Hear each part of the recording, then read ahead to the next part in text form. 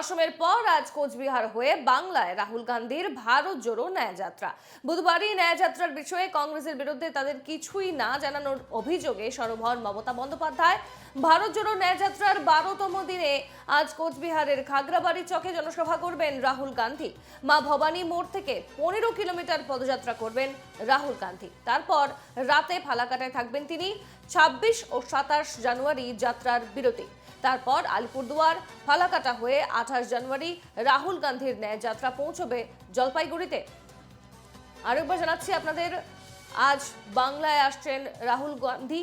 অসমের পর আজ কোচবিহার হয়ে বাংলায় প্রবেশ করবেন রাহুল গান্ধী এবং রাহুল গান্ধীর ভারত জোড়ো ন্যায় যাত্রাকে নিয়ে ইতিমধ্যেই জোর চর্চা শুরু হয়েছে। বুধবারই ন্যায় যাত্রার বিষয়ে কংগ্রেসের বিরুদ্ধে তাদের কিছুই না জানানোর অভিযোগে সরব হয়েছিলেন মমতা বন্দ্যোপাধ্যায় এবং তারপর ভারত জোড়ো ন্যায় যাত্রার 12তম দিনে আজ অর্থাৎ বৃহস্পতিবার কোচবিহারের খাগড়াবাড়ি চকে জনসভা করতে চলেছেন রাহুল গান্ধী। মা ভবানী মোড় থেকে 15 কিলোমিটার পদযাত্রা করবেন রাহুল। তারপর রাতে ফালাকাটায় থাকবেন রাহুল গান্ধী। 26 ও 27 জানুয়ারি রাহুলের ভারত জোড়ো ন্যায় যাত্রার বিরতি ঘটবে এবং তারপর আলিপুরদুয়ার ফালাকাটা হয়ে 28 জানুয়ারি রাহুল গান্ধীর ন্যায় যাত্রা পৌঁছবে জলপাইগুড়িতে।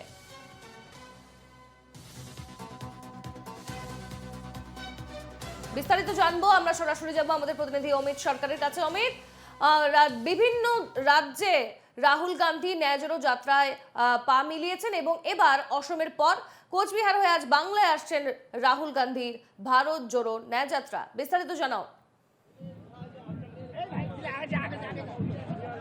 একদমই সোনালী, দেখো তোমাকে জানিয়ে রাখি যে এই যে 12 দিনের যে ন্যায় যাত্রা শুরু করেছেন রাহুল গান্ধী, যে জাতীয় কংগ্রেসের যে রাহুল গান্ধী রয়েছেন তিনি কিন্তু শুরু করেছেন আসাম থেকে।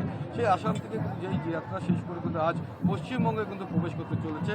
ইতিমধ্যে আমি রয়েছি কোচবিহার পশ্চিমবঙ্গের আসাম বাংলা সীমান্ত যে রয়েছে জোড়াই মোড়, সেই জোড়াই মোড়ে এই আর কিছুক্ষণের সময় রয়েছে রাহুল গান্ধী তিনি কিন্তু এসে পৌঁছাবেন এবং এই জোড়াই মোড়ে কিন্তু একটা সভা রয়েছে, সভা মঞ্চ বানানো হয়েছে।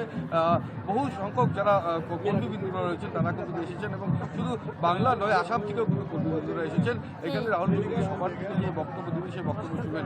তার পাশাপাশি কোচবিহারের এই জোড়াই মোড়ের যে কর্মসূচি তারপরে কিন্তু তিনি চলে যাবেন কোচবিহারের ভিতরের দিকে, যেখানে কর্মসূচি অনেক কোটে ছিল, যেটা ইতিমধ্যে জানতে পাওয়া যাচ্ছে যে বেশ কিছু জায়গায় কিন্তু কর্মসূচি ছিল সেটা ইতিমধ্যে কিন্তু বানচাল করা হয়েছে।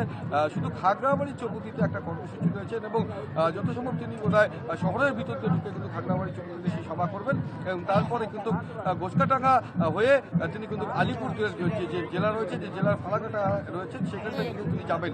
ইতিমধ্যে কিন্তু এই কর্মসূচি রয়েছেন, পরবর্তীতে কিন্তু কর্মসূচি বদলও হতে পারে বলে জানা যাচ্ছে। মূলত যেটা শুনতে পাওয়া যাচ্ছে যে আজ কিন্তু দুপুর 2:30টার সময় খবর পাওয়া যাচ্ছে আজ রাহুল গান্ধীর ভারত জোড়ো ন্যায় যাত্রায় পা মেলাতে চলেছে বামেরাও। কি আপডেট আছে এ নিয়ে তোমার কাছে?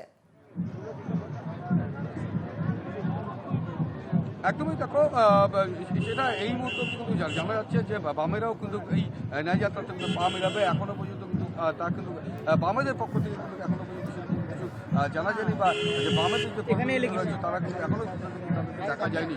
মূলত যে সূত্র মারফত খবর রয়েছে তারা কিন্তু এসে পা মিলাবেন এবং এই যে রাহুল গান্ধী যে ভারত জোড়ো ন্যায় যাত্রা, সেই ন্যায় যাত্রাতে কিন্তু নিয়ে মমতা ব্যানার্জি যেটা বলেছিলেন রাজ্যের মুখ্যমন্ত্রী যে ইতিমধ্যে ইন্ডিয়া জোট, সেই জোট নিয়ে কিন্তু তারা কিন্তু একত্রিত থাকছে না এবং লোকসভায় কিন্তু তারা একাই জানাচ্ছেন বলে ইতিমধ্যে যেটা জানা গিয়েছে। পরে কিন্তু রাহুল গান্ধীর যে সভা, এই সভা দিয়ে কিন্তু সামনে লোকসভা নির্বাচন, সেই লোকসভা নির্বাচনে এই জাতীয় কংগ্রেসের উত্তরবঙ্গ জুড়ে পশ্চিমবঙ্গে কতটা প্রভাব পড়বে রাজনীতিক মহল। আর তার পাশাপাশি আজকের এই সভার মধ্য থেকে সামনে লোকসভা নির্বাচন নিয়ে কতটা কি বার্তা দেয় সেদিকেও কিন্তু নজর দিয়েছেন রাজনৈতিক মহল সহ বিভিন্ন মহলের মধ্যে গুঞ্জন হচ্ছে বলে জানা যাচ্ছে। ধন্যবাদ তোমাকে। অর্থাৎ 26 ও 27 জানুয়ারি রাহুল গান্ধীর ভারত জোড়ো ন্যায় যাত্রার বিরতি ঘটবে এবং তারপর আলিপুরদুয়ার ফালাকাটা হয়ে 28 জানুয়ারি রাহুল গান্ধীর ন্যায় যাত্রা পৌঁছবে জলপাইগুড়িতে। এবং আজ এ নিয়ে বিজেপি সাংসদ দিলীপ ঘোষ কি বলছেন শোনাবো। যাত্রার কি ফল পাওয়া যাবে সেটা তো আগামী দিনে বোঝা যাবে। এর আগে 3000 কিলোমিটার নিয়ে উনি যাত্রা করেছিলেন, সব রাজ্যে হেরে গেলেন। প্রশ্ন হচ্ছে পশ্চিমবাংলায় খুব টেনশনে আগেই মহামন্ত্রী বলেছিলেন যে আমাদের জানানো হয়নি এখানে যাত্রা হবে। কালকে মুখ্যমন্ত্রীও বলছেন আমাদের অনুমতি নেওয়া হয়নি। এখন প্রশ্ন হচ্ছে অ্যালায়েন্স পার্টনার তার রাজ্যে ঢুকতে পারছে না, তাহলে কীরকম গণতন্ত্র আছে? অনুমতি নিতে হবে কেন? কেউ যদি যাত্রা করে করতেই পারে। সারা দেশ জুড়ে তুলকালাম হচ্ছে ওনাকে নিয়ে, লোক ওনাকেও কোথাও কোথাও ধাক্কা মেরে গাড়িতে তুলে দিয়েছে, এত খবর হচ্ছে, আপনারা জানেন আসবে, কিন্তু কাউকে যাত্রা করতে দেবেন না, সভা করতে দেবেন না। তো কংগ্রেসও দেখে নিক যে কী গণতন্ত্র এখানে আছে, কার সঙ্গে ওরা সমঝোতা করতে যাচ্ছে।